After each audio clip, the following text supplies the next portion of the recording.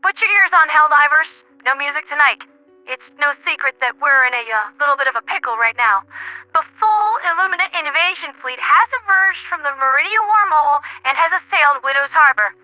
A number of our larger outfits were caught out of position and isolated. Heck, I apparently ranked highly enough on the Order's priority list that they sent 4 forward ships to eliminate me early this morning. They didn't send nearly enough. That being said, the 95th Roughnecks, the Night Hellraisers, and the Wraith Corps ranked pretty highly on the need to murder violently list for these evil alien scumbags, and the Freedom Alliance has been fighting as hard as they possibly can to implement a breakout maneuver. Thus far, the Freedom Alliance has organized itself into several task forces, red, orange, and yellow, with participating members on screen currently.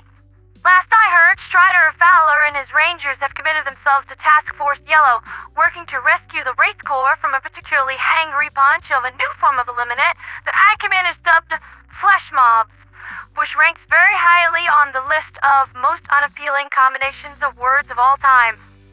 Flesh Mobs are created by apparently staple gutting the corpses of multiple voteless together, and their behavior is akin to that of a big, dumb-bullet, spongy charger.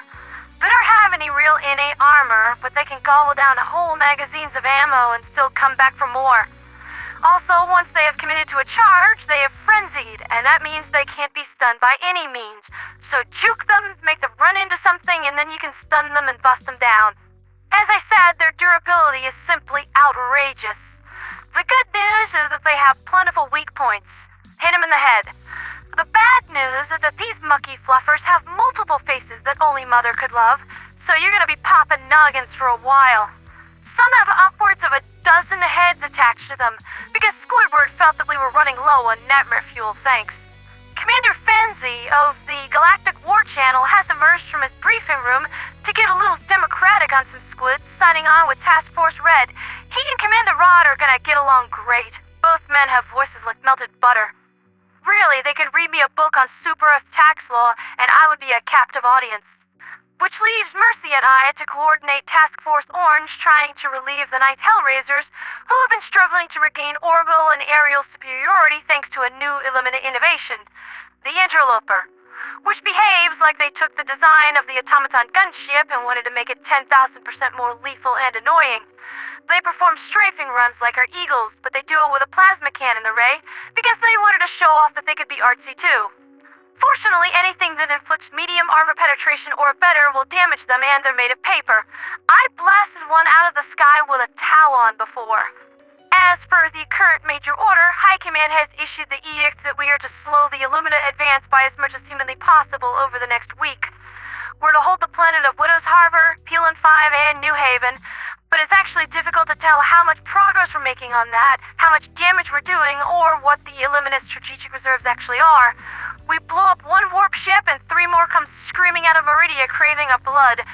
This is a shin-kicking contest, and the winner is going to be the mucky fluffer wearing the biggest boots.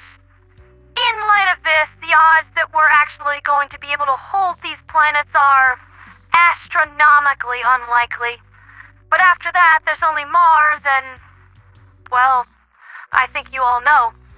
To make matters worse, the Illuminate are hauling a Plan B behind them in the form of the Terminated Swarm, which just made the leap to Nublaria 1 yesterday, and it's kind of obvious what they're doing. Even if we fend off an entire SeaWorld's worth of calamari, we still have the bugs to deal with. And these guys are packing the Predator strain. Fortunately, there is something of a silver lining. The Ministries of Defense and Science have wheeled out a new weapon attachment system with certifications issued based on overall democracy spread with a certain weapon. This affects all primaries, and primaries only. I'm assuming secondaries and support weapons will come later. Prior to this development, I would have regarded the Liberator carbine as C-tier at best, but with a modified clip size for faster reload and a few add-ons to manage recoil, it's become my new best friend for squid slaying. There's also a number of new paint schemes for primary weapons, and you can speak to your technicians about spraying them on if you want to.